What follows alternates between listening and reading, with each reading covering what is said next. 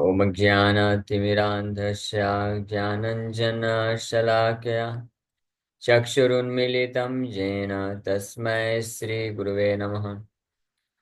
नमः विष्णुपादाय कृष्णपृष्ठाय भूतले श्रीमते भक्तिवेदान्त स्वामिनिति नामिने। नमस्ते सारस्वते देवे गौरवाणी प्रचारिणे निर्विशेष शून्यवादी पाश्चात्य देश तारिणे। नमो महावदन्याय कृष्णप्रेमप्रदायते कृष्णाय कृष्णचैतन्यनामिने गौरतुसे नमः। जय श्री कृष्ण चैतन्य प्रभु नित्यानंद श्री अद्वैत गदाधर श्रीवासादि गौर भक्त वृंद। हरे कृष्णा कृष्णा कृष्णा हरे हरे, हरे राम राम राम हरे हरे। हरे कृष्णा। आप सभी भक्तों का हार्दिक स्वागत है आज के प्रातःकालीन श्रीमद् भागवतम के डिस्कशन में। तो हम लोग चर्चा कर रहे हैं Shrimad Bhagavatam first canto 6 chapter and verse number 10 पे। आई थिंक हमने इस पे चर्चा किया था 10 नंबर श्लोक पे। नारद मुनि अपने अ, इतिहास के बारे में कंटिन्यू कर रहे हैं बताना। जब वेद व्यास जी उनके उनसे जिज्ञासा की कि और आगे बताइए, तो नारद मुनि बताया कि उन भक्ति वेदांतों से शिक्षा प्राप्त करने के बाद वो शिक्षा देने के बाद वो निकल गए। और उसके पश्चात मैंने कैसे जीवन यापन किया। 5 वर्ष के ही बालक थे और उनके जीवन में एकमात्र उनकी माँ थी जिनके प्रति उनको गहरी आसक्ति थी।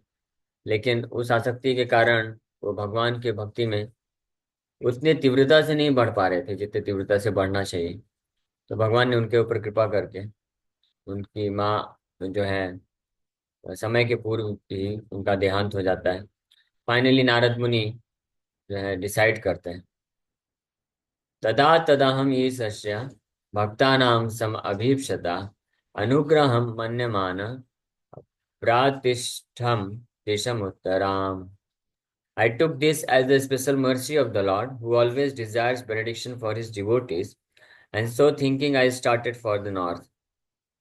भगवान की विशेष कृपा उसको बोलते हैं कि जो करने से हमारे जीवन में कुछ ऐसी अगर घटना होती है या कुछ ऐसा हो जाता है जिसके कारण हम भगवान की भक्ति में आगे बढ़ सके, तो उसको भगवान की विशेष कृपा मानना चाहिए। तो ये जरूरी नहीं कि ये जो है नेगेटिव सेंस में ही हो कि किसी के जीवन से ऐश्वर्य धन संपत्ति नष्ट हो जाए तभी भगवान की विशेष कृपा है।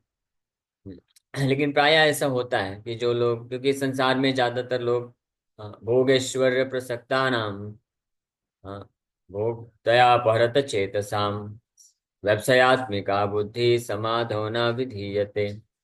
भोग और ऐश्वर्य के प्रति जो बहुत ही ज्यादा अत्यधिक मात्रा में आसक्त होते हैं, तो व्यवसायत्मिका बुद्धि कृष्ण की के प्रति विकसित नहीं हो पाती है।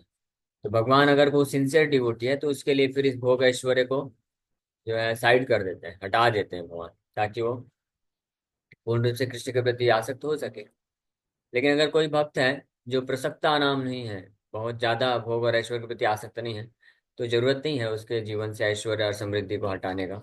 बल्कि भगवान जो शुद्ध हृदय के भक्त होते हैं उनको बहुत ऐश्वर्य देते हैं, समृद्धि देते हैं, ऐश्वर्य देते हैं, क्योंकि भगवान को मालूम है वो सब ऐश्वर्य प्राप्त करने के बाद भी मेरी सेवा में लगाएगा। और सबसे विशेष कृपा भगवान करते हैं अपने भक्तों को, छोटा हो गया ठीक है, अपने भक्तों का संग प्रदान करके भगवान ये विशेष कृपा करते हैं।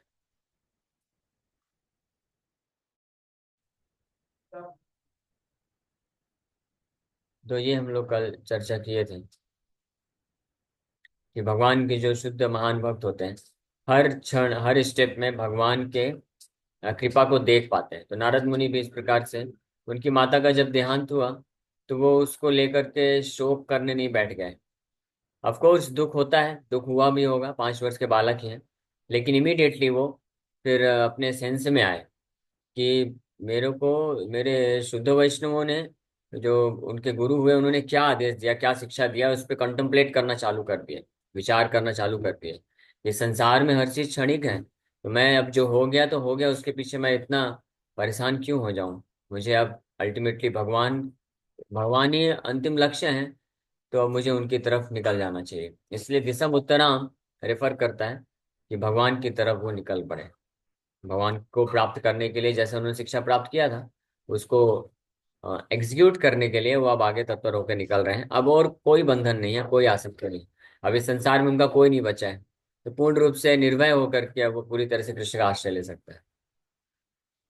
स्फीटान् जनपदांस्तत्र पुरग्राम व्रजाकरान् खेटखर्वटवातिश वातिश वनान्योपवनानि च।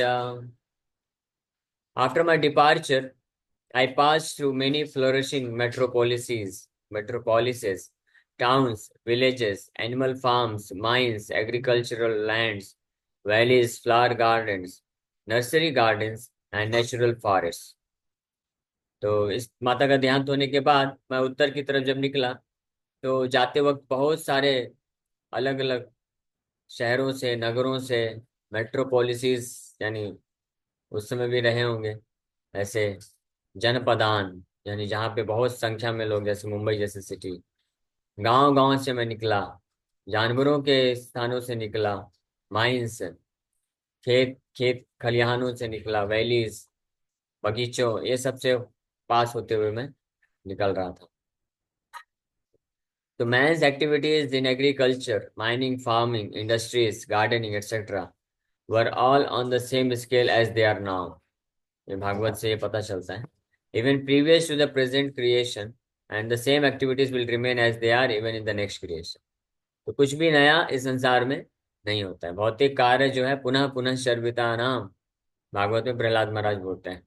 अदांत गोवीर विशदांत मिश्रम पुनः पुनः चर्वित चर्वणा नाम।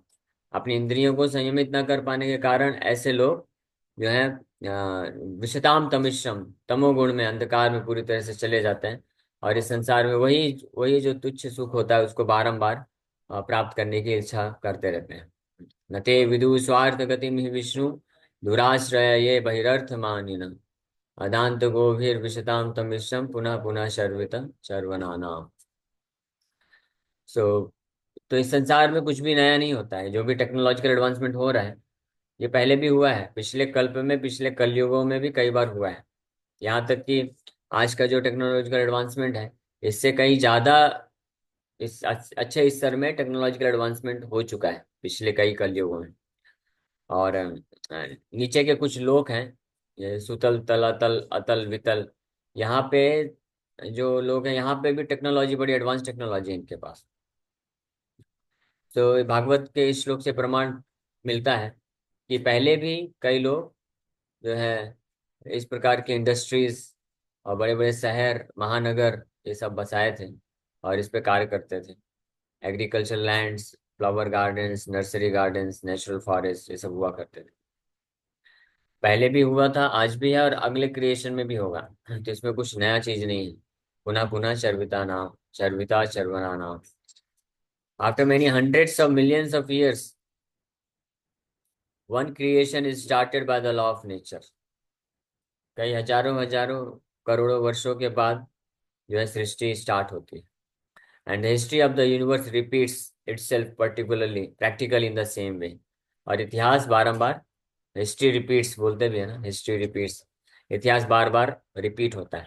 दोनों तरीके से, आध्यात्मिक जीवन में भी इतिहास रिपीट होता है, भौतिक जीवन में भी। भौतिक जीवन में जो जितनी मात्रा में इंद्र तृप्ति में फंसते हैं, उनका क्या गति होता है वो भी इतिहास में वर्णन है। आज भी वही हो रहा है और भविष्य में भी वही होगा। और जो आध्यात्मिक मार्ग को स्वीकार करते हैं, भगवान के प्रति प्रेम को विकसित कर लेते हैं, उनका क्या डेस्टिनेशन होता है, गति होता है, इतिहास में वर्णन है। प्रेजेंट टाइम पे भी हो रहा है, हाँ, और भविष्य में भी ऐसा होता रहेगा। भगवान गीता में भी स्पष्ट बताते हैं कि बहवा भूत मद भावम आगता वीतराग भय क्रोधा, वीतराग भय क्रोधा मन्मना मामुपाश्रिता बहवा ज्ञान तपसा पूता मद भावम आगता। ये भगवान गीता में बताते हैं। वीतराग भय क्रोधा, भगवद गीता 4.10, चौथे अध्याय में हमने चर्चा किया था। बहुत महत्वपूर्ण श्लोक है। लेकिन वीतराग भय क्रोध मन्मया माम उपाश्रिता बहवो ज्ञान तपसा पूता मद्भावमागता। Being freed from attachment, fear, and anger, being fully absorbed in me, and taking refuge in me, many persons in the past became purified by knowledge of me, and thus they all attained transcendental love for me. पूता मद भाव बहवो ज्ञान तपसा पूता मद भावम आगता। बहवो बहवो भगवान बोल रहे हैं, यानी बहुत बहुत लोग ऐसे इतिहास में हिस्ट्री रिपीट होता है जो इस भौतिक संसार में फंसे थे, आसक्ति थी, लेकिन बहवो ज्ञान तपसा, ज्ञान तपसा के द्वारा मेरे प्रति प्रेम को प्राप्त करके मुझे मेरे धाम में वापस आ गया है।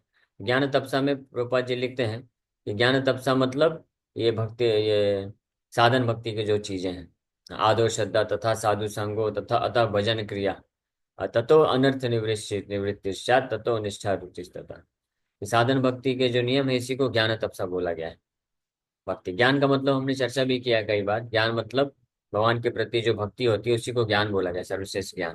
तो ज्ञान तपसा मतलब साधन भक्ति का जो तपस्या स्वीकार करता है, जो कि निश्चित रूप में ऐसे व्यक्ति के लिए जिसके हृदय में अभी भी राग भय और क्रोध है, भौतिक संसार के प्रति आसक्ति है, उसके लिए एक तपस्या है, कष्टदायक स्थिति है।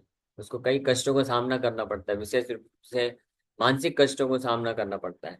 मन की आसक्ति भौतिक जगत में पड़ी हुई है, लेकिन जैसे ही वो ज्ञान तपसा भक्ति योग के साधन को करता है तो बारंबार मन जो है भागता है, विचलित होता है।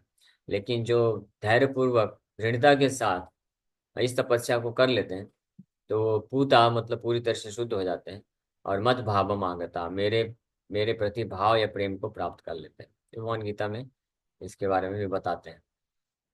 इसीलिए हिस्ट्री जो है ब्रह्मांड की ये रिपीट होती है बारंबार, कुछ नया चीज नहीं होता है। जैसे हर साल गर्मी आता है, फिर बारिश आता है, फिर सर्दी आता है। हर साल गर्मी के सीजन में आम के फल उत्पन्न होते हैं, पकते हैं, लोग खाते हैं, फिर वापस से बरसात होती है, फिर इस प्रकार से ये साइकिल चलता है। उसी प्रकार से इस भौतिक संसार में भी ये लॉ ऑफ नेचर, प्रकृति के नियम का साइकिल चलता है। जो लोग भौतिक कार्यों में लगते हैं, भौतिक आसक्ति मेंटेन करके रखते हैं, उनका क्या रिजल्ट होता है उसका भी एक साइकिल है।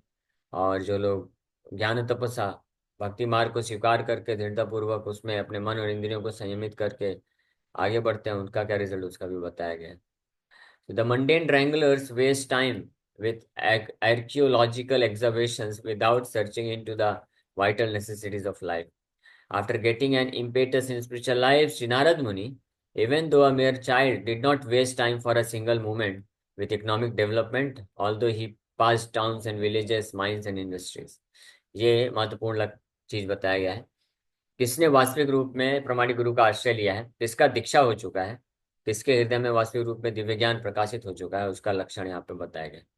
नारद मुनि हालांकि एक छोटे बालक ही हैं, लेकिन फिर भी वो कई माता की मृत्यु के पश्चात जब उत्तर की तरफ निकले तो कई बड़े बड़े महानगर, शहरों, गांवों और ऐसे जगह से निकल रहे थे जहाँ पे बहुत सारी प्रेरणा मिल सकती थी इकोनॉमिक डेवलपमेंट करने के लिए, इंद्र तृप्ति के लिए, ये सब करने के लिए, लेकिन बिना डिविएट हुए, बिना विचलित हुए, एक क्षण भी बिना व्यर्थ गवाए नारद मुनि केवल भगवान श्री कृष्ण के चरण कमलों को का आश्रय प्राप्त करने के लिए आगे बढ़ते रहे। उसी प्रकार से आध्यात्मिक जीवन में जो भक्त लगते हैं तो उनके भी जीवन में इस प्रकार के चीजें आएंगी रास्ते में हमेशा, कि उनको हमेशा चूज करना पड़ेगा कि मैं इस भौतिक संसार में सेंस ग्रेटिफिकेशन को स्वीकार करूं या कृष्ण के चरण कमलों का लक्ष्य जो है ध्यान में रख करके आगे बढ़ूं। हाँ, तो जो भक्त वास्तविक रूप में किसी प्रमाणिक गुरु के आश्रय में होते हैं, जिनका वास्तविक रूप में दीक्षा हुआ है, यानी आध्यात्मिक शिक्षा जिनको जिनके हृदय में प्रवेश कर चुकी है, तो किस प्रकार के किसी भी डेविएटिंग जो मटेरियल ऑब्जेक्ट्स होते हैं, सेंस ग्रेटिफिकेशन, उससे डेविएट नहीं होते, विचलित नहीं होते। उनका लक्ष्य जो है निर्धारित रहता है। एकेह कुरु नंदन बहुशाखायनन्तस्य व्यवसाय बुद्धि अव्यवसायिन व्यवसायत्मिका बुद्धि एकेह कुरु नंदन बहुशाखा ह्यनन्तस्य बुद्धयो अव्यवसायिना।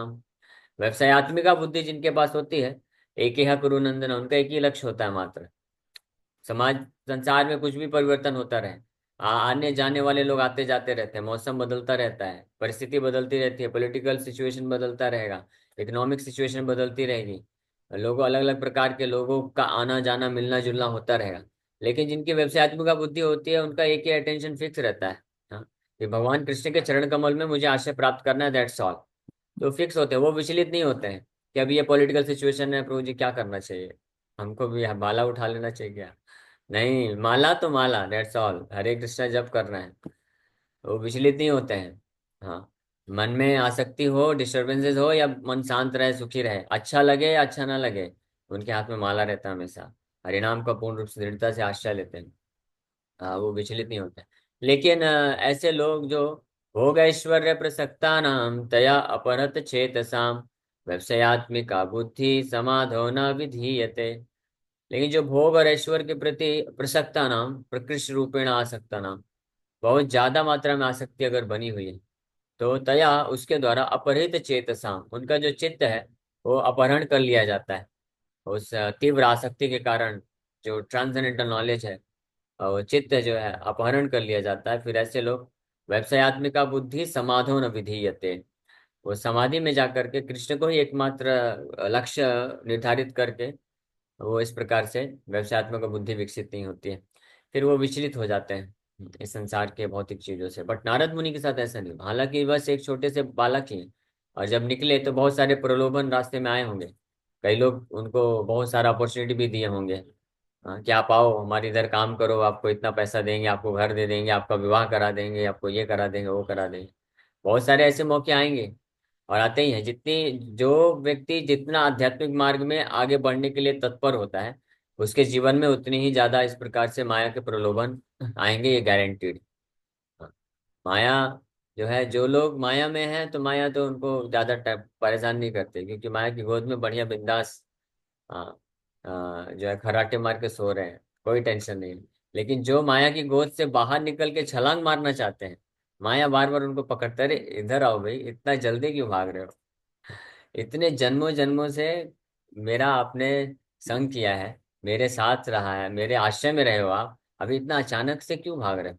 हाँ, थोड़ा और भी, इसको भी थोड़ा सा टेस्ट करो, शायद ये करने से आपको आनंद मिल जाएगा, सुख मिल जाएगा। हाँ, नींद आ रही हो सुबह उठने की, सही बात है, नींद निद्रा देवी है, और बहुत सारे प्रलोभन इस प्रकार से व्यक्ति को परेशान करते हैं, और व्यक्ति भ्रमित होकर निकल जाता है। अच्छा ठीक है। माया माया पकड़ती है, माया खींच के लेके जाती है, कैरेट दिखा करके। एनीवे, तो एक वक्त जा रहे थे उसी समय ये प्रसंग निकल गया। ठीक है, वो जॉब के लिए जा रहे हैं। जॉब जॉब की जगह जॉब करना चाहिए, जॉब, है ना। So he continually went on to progressive spiritual emancipation, ये लक्षण है। नारद मुनि निरंतर आगे बढ़ते रहे। वो बोलते हैं ना, एक गाना चलता है देशभक्ति का, वीर तुम बढ़े चलो, धीर तुम बढ़े चलो, आगे क्या मुझे पता नहीं, भूल गया। तो वीर तुम बढ़े चलो, बढ़े चलो। धीर, धीर मतलब इंद्रियों को संयमित करता है जो, वो धीर व्यक्ति है। और वीर मतलब जो माया से विचलित ना हो, जिसका लक्ष्य केंद्रित है भगवान कृष्ण के चरण कमल ही, जिसको आंखों के सामने, दृष्टि के सामने, मन के सामने, चेतना के सामने दिखते रहते हैं हमेशा, वो विचलित नहीं होता है, वो चलता रहता है। जैसे घोड़ा होता है, तो घोड़े को जब चलाते हैं तो आंख में ऐसे लगा देते हैं, ताकि उसको इधर उधर का साइड का चीज ना दिखे, इधर उधर देखेगा तो फिर उधर टर्न ले लेगा। केवल ऐसा करता है कि केवल उसको सामने का दिखना चाहिए। उसी प्रकार से भक्त जो साधक हैं, उनको ऐसे ही होना चाहिए कि आंखों के सामने, दृष्टि के सामने और कुछ ना दिखे, भगवान कृष्ण के चरण कमल, दैट्स ऑल। तब वो आगे बढ़ सकते हैं। अदरवाइज पदम पदम यद विपदाम न तेषाम, पग पग पे प्रलोभन मिलेंगे। लालच, पैसे का लालच, इंद्रिय तृप्ति का लालच, इस संसार में सुख, अलग अलग प्रकार के सुख भोगने का लालच, ये सब बारंबार आता रहेगा। और एक भी किसी से प्रलोभन से अगर आकर्षित हो गया तो उसका गेम ओवर। लेकिन अगर कृष्ण के चरण कमलों को स्मरण किया है, लक्ष्य बना के रखा है, तो वो कभी विचलित नहीं हो सकता है। वो आगे ही बढ़ता रहेगा हमेशा, जैसे नारद मुनि यहाँ पे आगे बढ़ते जा रहे हैं। तो Shrimad Bhagavatam is the repetition of history which happened some hundreds of millions of years ago. As it is said herein, only the most important factors of history are picked up to be recorded in this transcendental literature. तो भागवतम पूरे इस भौतिक ब्रह्मांड के जो इतिहास है जो बार बार रिपीट होता है, उसी को यहाँ पे रिकॉर्ड किया गया। लेकिन जो सबसे महत्वपूर्ण इंपॉर्टेंट ऐसी हिस्ट्री उसी को रिकॉर्ड किया गया है, जिसके द्वारा भक्ति के लिए प्रेरणा मिल सके। कैसे कोई जीवात्मा भगवान के शुद्ध भक्तों के संग में आकर के अपना जो repetition of birth and death है, जो जो साइकिल चल रहा है, इंद्र तृप्ति का, सेंस ग्रेटिफिकेशन का साइकिल, भौतिक मटेरियल एक्टिविटीज का साइकिल, भौतिक कार्यकलापों का साइकिल, और जन्म मृत्यु का साइकिल जो चक्र है, इससे कैसे बाहर निकलता है, इसका वर्णन ऐसे ऐसे इतिहास को, ऐसे चीजों को पिक करके यहाँ पे प्रस्तुत किया गया है, ताकि हम प्रेरणा ले सके और भक्ति के जीवन में आगे बढ़ सके। तो इस प्रकार से नारद मुनि आगे बढ़ते जा रहे हैं, बढ़ते जा रहे हैं, विदाउट गेटिंग डिस्टर्ब्ड। डिस्टर्बेंसेस आ सकता है, जो है लालच प्रलोभन सामने मिल सकता है, लेकिन वो उससे विचलित नहीं हो रहे हैं और केवल आगे बढ़ते जा रहे हैं। ओके, तो इसी के साथ इस श्लोक पे हम लोग यहीं पे विराम करेंगे। 10 मिनट है, कोई भक्त लोग अगर क्वेश्चन पूछना चाहते हैं तो पूछ सकते हैं। हरे कृष्णा कृष्णा कृष्णा हरे हरे, हरे राम राम। ये संगीता माता जी। हरे कृष्णा जी, दंडवत प्रणाम प्रभु। हरे कृष्णा। जैसे आप नारद मुनि के लिए बता रहे हैं कि यंग एज में उनको रियलाइजेशन हो गया और वो भक्ति मार्ग पे स्टार्टिंग से ही चले गए। तो ये कहीं ना कहीं जो उन्हें ब्राह्मणों का संग मिला, इस वजह से या उनके पुण्य कर्मों की वजह से, बेसिकली क्या समझे हमने स्ट्रांगली किसकी वजह से वो इतनी यंग एज में 5 इयर्स से उनको ये मिला भक्ति? दो कारण हैं। एक तो उन शुद्ध वैष्णवों का संग मिला, उनकी कृपा से उनको रियलिटी पता चल गई, असलियत पता चल गई भौतिक जगत का और आध्यात्मिक जगत के बारे में उनको पता चला।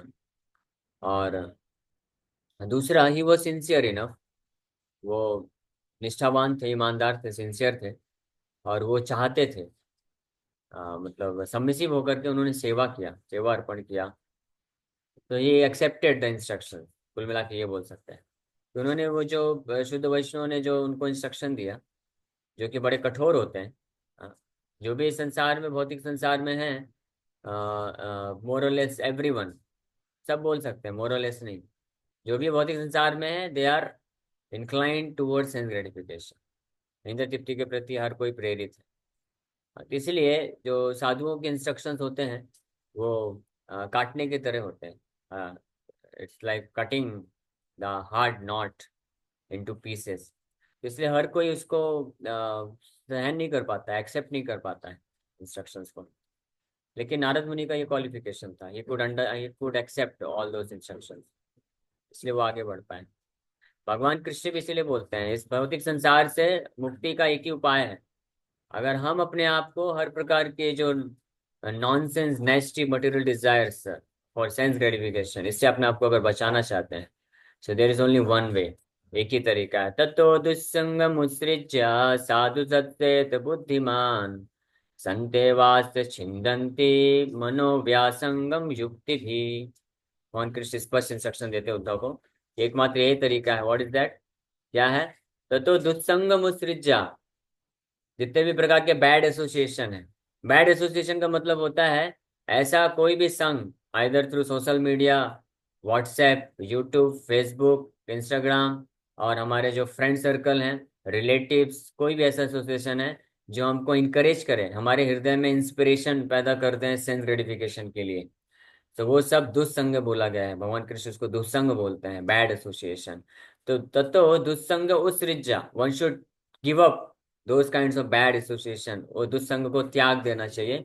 साधु सचेत बुद्धिमान, जो इंटेलिजेंट है, बुद्धिमान है, वो साधुओं का संग करना चाहिए। क्यों? साधुओं का संग करने से क्या होगा? संत एव छिन्दन्ति, जो ऐसे साधु होते हैं वो छिन्दन्ति, they cut to pieces all kinds of material attachments. कैसे कैसे काट देते हैं? हाँ, मनोव्यासंगम, मनोव्यासंगम मीन्स, व्यासंगम मतलब होता है कि ऐसी आसक्ति जो बड़े तीव्रता से हमारे हृदय में बनी भरी पड़ी है, जिसको हम नहीं भी चाहते, जानते हैं कि इसके कारण हमको जो है संसार में दुखी मिला है, इतिहास में भी मिला है, और फिर से आगे भी मिलेगा, हमको पता है इसमें कोई लाभ नहीं मिलने वाला है और हम भव बंधन में फंसे रह जाएंगे।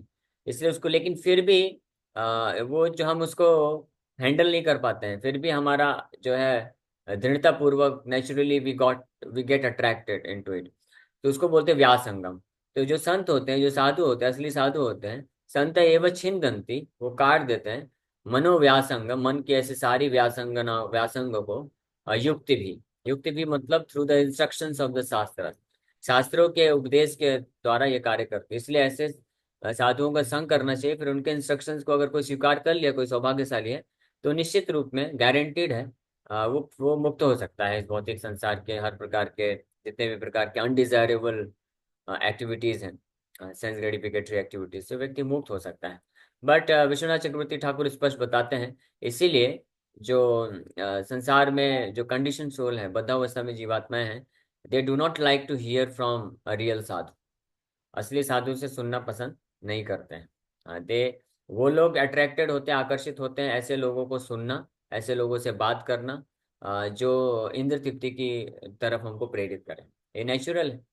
और पर्टिकुलरली विश्वनाथ चक्रवर्ती ठाकुर तो एग्जाम्पल देते हैं बिल्कुल स्ट्रेट फॉरवर्ड होकर के, कि अगर जैसे if young boy he is always attracted to chat, to talk and to see, to meet with a young girl, and similarly a young girl is always attracted to chat, talk, meet and see a young boy, but they are not at all attracted to hear, to see, to meet and to hear a saintly person। ये एक repulsion होता है। Indra sense gratification जो provide करेंगे, जो उस जगह हमको प्रेरणा देंगे, उनके प्रति एक नेचुरल अट्रैक्शन होता है, और हम वहाँ पे कितना भी समय व्यतीत कर सकते हैं।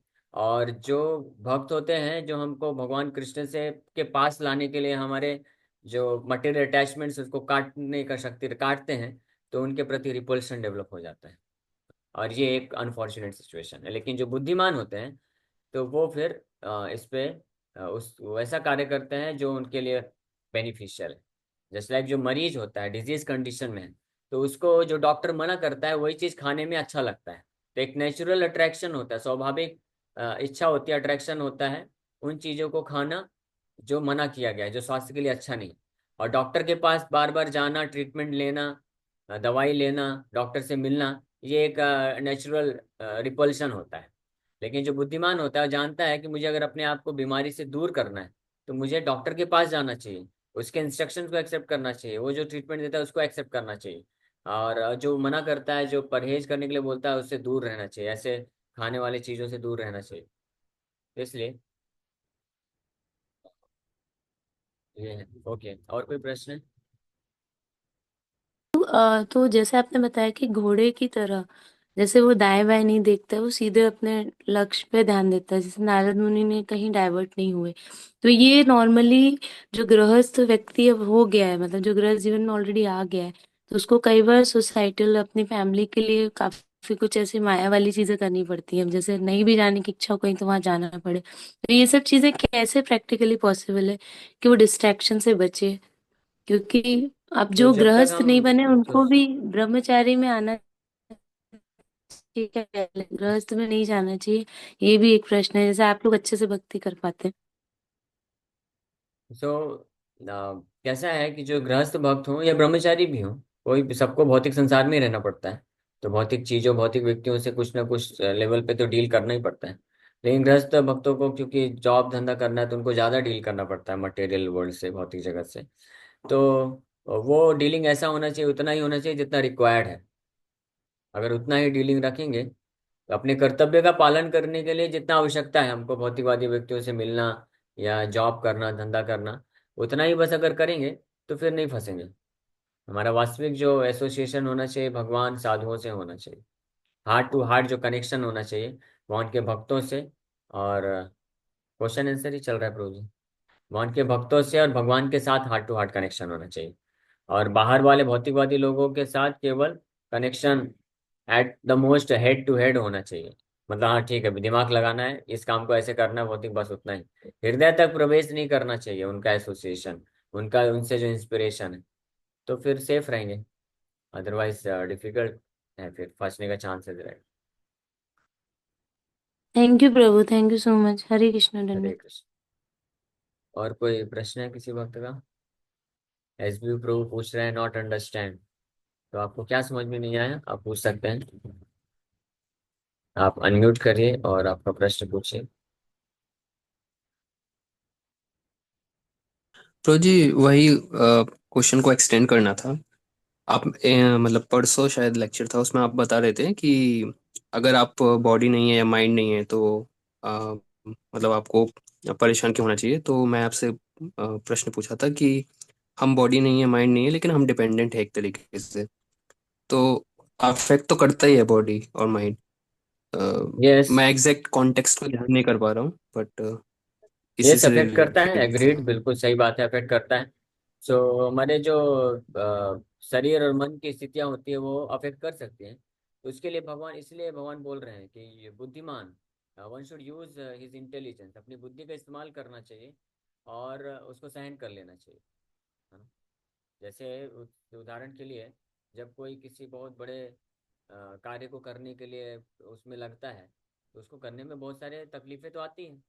तो तकलीफ हो रही है, ऐसा नहीं कि तकलीफ के परे नहीं है। जैसे कोई यूपीएससी वगैरह का एग्जाम तैयारी करते हैं, आईआईटी का एग्जाम का तैयारी करते हैं, मेडिकल एग्जाम की तैयारी करते हैं, तो ऐसा नहीं कि उनको 15-15 घंटे पढ़ते, तो उनको ऐसा नहीं कि नींद नहीं आती है या उनका मन विचलित नहीं होता, होता है।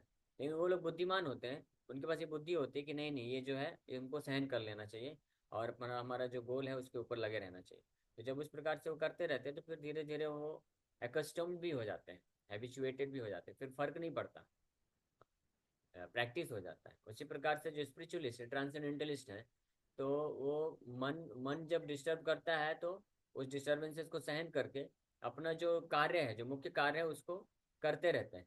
फिर धीरे धीरे ऐसे transcendentalist they become aloof from mental activities. मन अलग हो जाता है और वो अलग हो जाता है।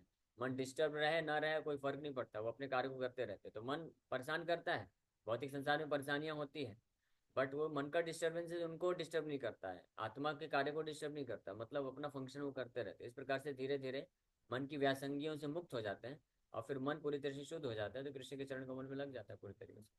ये प्रोसेस है। थैंक यू प्रो जी। तो जी एक चीज़ और जैसे ऐसा पढ़ने में आता है कि मतलब सोल तो फुली प्योर है, इतना प्योर है कि मटेरियल कंटामिनेशन है वो उसको टच भी नहीं कर सकता। तो इतना फील क्यों होता है कि हम इतने ज्यादा डिपेंडेंट है? ये सच में है या फिर ये इल्यूजन है कि जो लगता है कि हम बहुत ज्यादा डिपेंडेंट है या फिर बिना माइंड या बॉडी के कुछ कर नहीं सकते? इल्यूजन है, इसी को फॉल्सी को बोलते हैं। भागवत में उद्धव जी ने ये प्रश्न पूछा था, वैसे समय हो गया है, तो कल आप फिर से पूछेगा तो मैं वापस से इसको बता दूंगा। लेकिन भागवत में उद्धव भगवान कृष्ण को यही प्रश्न पूछते हैं कि भौतिक जगत और आत्मा, ये दोनों का कोई मिलन नहीं है, तो ऐसा कैसे हो गया कि इतनी ज्यादा ये दोनों आसक्त हो गया कि व्यक्ति मतलब अफेक्ट हो जाता है। हाँ। तो भगवान कृष्ण सिर साहब बहुत सिंपल, बहुत सही उत्तर देते हैं। बताते हैं फॉल्स को, ये फॉल्स कंसेप्शन कि आत्मा जो अपने आप को सोचता है कि आई एम दिस बॉडी, अपने आप को शरीर समझना, मन समझना, this is the only reason कि हम इस संसार में फंस जाते हैं और दुख भोगते हैं। अदरवाइज अगर कोई इस बात पे स्थित हो गया तो फिर वो एक्ट कर सकता है स्पिरिचुअल प्लेटफॉर्म में। शिला प्रभुपाद जी, हालांकि शिला प्रभुपाद जी हमेशा स्पिरिचुअल लेवल पे हैं और he never got disturb materially like us, हमारे जैसे नहीं हुए। लेकिन अब उनका एक भक्त, एक शिष्य बहुत डिस्टर्ब हो रहे थे because of some mental agitation, ये सब चीज़ों से। तो प्रभुपाद जी उनको प्रेरित करने के लिए प्रभुपाद जी बोलते हैं कि I always try to keep myself on spiritual platform, that's why I never get deviated, कि मैं अपने आप को हमेशा आध्यात्मिक स्तर पर रखने का प्रयास करता हूँ। तो अगर हम भी इस डिटर्मिनेशन को एक्सेप्ट कर लें कि no matter whatever happens to me, whatever mind में डिमांड, मन कितना भी एजिटेट हो, कितना भी भौतिक इच्छा दो, कितना भी प्रेरित करे भौतिक चीजों के लिए, भौतिक सेंस ग्रेटिफिकेशन के लिए, मैं अपने आध्यात्मिक स्तर के कार्य को नहीं छोड़ूंगा, मैं उसी स्तर पे कार्य करूंगा। फिर धीरे धीरे मन जो है साइड हो जाता है। ओके, इसके ऊपर कल और डिस्कस करें। थैंक यू वेरी मच, समय हो गया। हरे कृष्ण। ओके, मैसेज सही। तो ऐश्वर्य, अगर हम ये जाने कि ऐश्वर्य क्या है, भगवान बोलते हैं यद यद विभूति मत सत्वम, हाँ, सर्वम ऊर्जितम एव वा। हाँ, एक अंश है स्थित हो जाएगा। इस भौतिक संसार में जो भी ऐश्वर्य है वो मेरा एक अंश मात्र है। तो ये अगर हम ये समझेंगे कि हमारे पास जो भी ऐश्वर्य है वो भगवान कृष्ण का है, तो अगर हम कृष्ण के लिए इस्तेमाल करेंगे तो फिर हम उसमें फंसेंगे नहीं, उसके बंधन में नहीं फंसेंगे, उसका दुष्प्रभाव हमारे ऊपर नहीं पड़ेगा। लेकिन अगर उसको हमने अपने लिए या अन्य किसी व्यक्ति के लिए, कृष्ण के अलावा किसी के लिए लगाया, तो निश्चित रूप में वो हमको भी अफेक्ट करेगा और जिसके लिए हम इस्तेमाल करेंगे उसको भी अफेक्ट करेगा। So that is why the best course of action is to utilize all the opulences whatever we have in the service of the Supreme Lord। भगवान कृष्ण की सेवा में लगाने से वो सारी चीजें नष्ट हो जाती हैं। और कैसे अपने ऐश्वर्य को, हमारे पास जो काबिलियत है, ऐश्वर्य है, रिसोर्सेज है, उसको कृष्ण की सेवा में लगाना है, इसके लिए हमको एक कोई एडवांस जो एक्सपीरियंस्ड वैष्णव होते हैं, उनके मार्गदर्शन में ये कार्य करना चाहिए। ओके। हरे कृष्ण।